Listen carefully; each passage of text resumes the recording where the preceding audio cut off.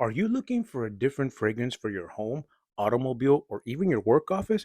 Contact Aurora Vasquez for more details. Sensi.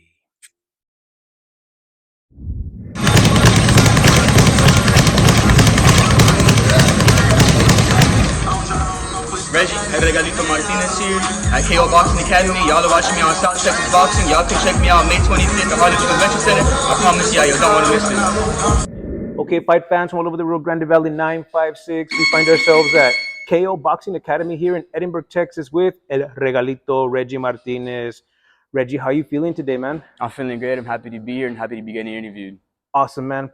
Let's talk about the 24th of February. Let's talk about the 23rd, actually. You were at the weigh-in, you and your opponent, Aguila, I believe. Y'all were face to face. You were telling him something, but he put his fist in your face. You want to talk about what happened there? Oh, part of boxing is an intimidating factor. I gotta sell the fight, and I gotta talk my trash. And I was talking my trash, and he wasn't taking it. He wasn't taking it very well, and he put his fist in my face, and he pushed me. But I come back talking more trash, and that's just the way it is. Got you, Reggie. Let's recap your fight, man. As you reflect back, what are your thoughts on your performance? My performance was pretty good, but I saw some flaws there that I'm gonna be fixing here in the gym for my next upcoming fight. And I think I did pretty good, but I think I could have done a lot better. Gotcha, man. You did pick up a UD, a unanimous decision. Do you feel like putting those rounds under your belt is going to help you in the future fights? Oh, especially the guy I fought. He was a very experienced professional already. And he's fighting with a lot of great fighters.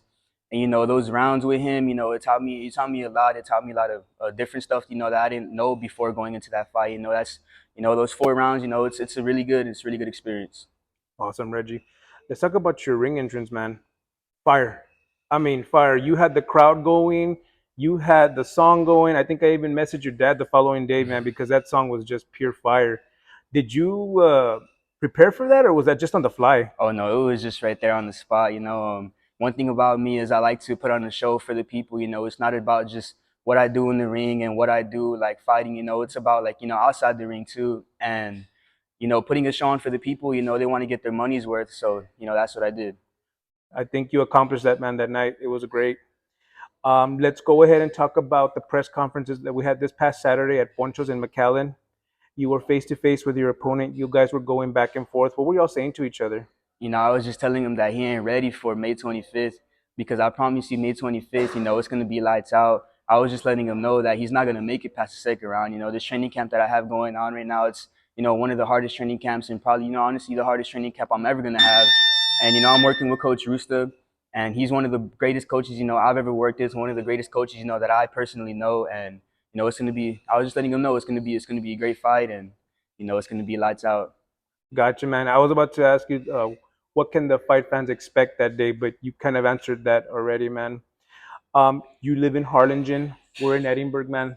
It's not a 4 or 5 mile drive. This is about a 30+ mile drive, man.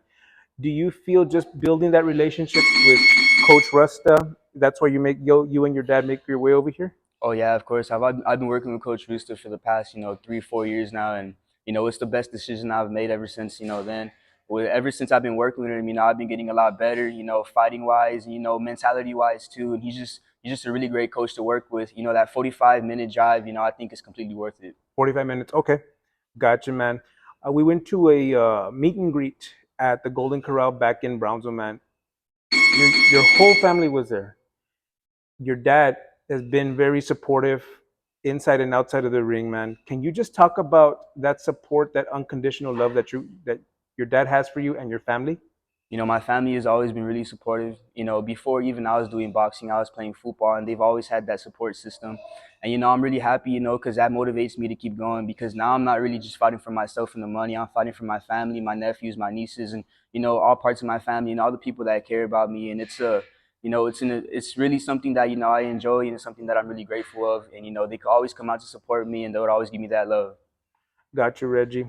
In conclusion, man, do you want to say hi to anybody or any shout outs you want to give to anybody? I want to give a shout out to my superintendent in Harlingen, for putting me on this podcast and putting my name out there for the town of Harlingen.